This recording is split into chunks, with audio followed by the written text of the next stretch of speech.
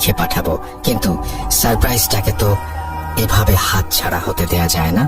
তাই ঘটনাটা কিছুটা নাটকীয় ভঙ্গিতেই শুরু করা যাক। ঘটনা 1।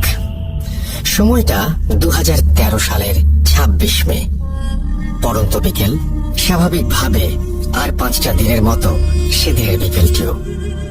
রৌদ্র তাপে পিচ ঢালা রাস্তায় মানুষের চলাফেরা যেন নিত্যদিনের মতো।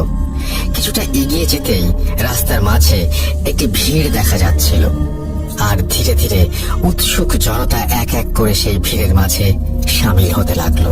সময়ের সাথে সাথে ভিড় বাড়তে থাকে, আর সেই ভিড়ের মাঝে সবাই আবিষ্কার করে স্কুল ইউনিফর্ম পরা 16-17 বছর বয়সী এক কিশোরকে, যে কিনা রাস্তার মাঝে অচেতন অবস্থায় পড়ে আছে।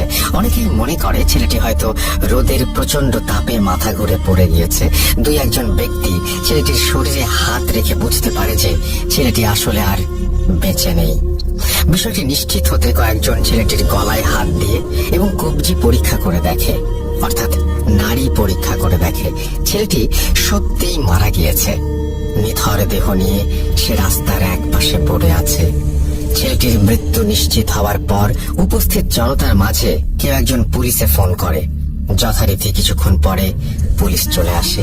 তারা এসেই উৎসুক জনতার ভিড় সরিয়ে দিয়ে চারিদিকে আইনি প্রক্রিয়ায় ঘিরে ফেলে এবং ছেলেটির শার্ট প্যান্টের পকেট চেক করতে থাকে, এতে করে যদি ছেলেটির কোনো পরিচয় বা ঠিকানা পাওয়া যায়।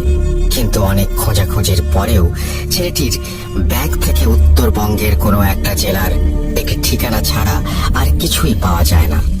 এরপর পুলিশ লাশটিকে ময়না তদন্তের জন্য, অর্থাৎ পোস্টমর্টমের জন্য বাংলাদেশের স্বনামধন্য একটি মেডিকেল কলেজে পাঠিয়ে দেয়।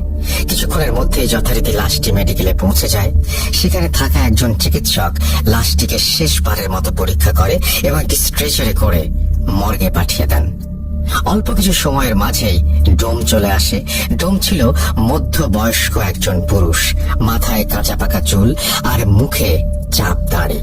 সেই মুহূর্তে সে নেশায় একদম বুঁদ হয়েছিল।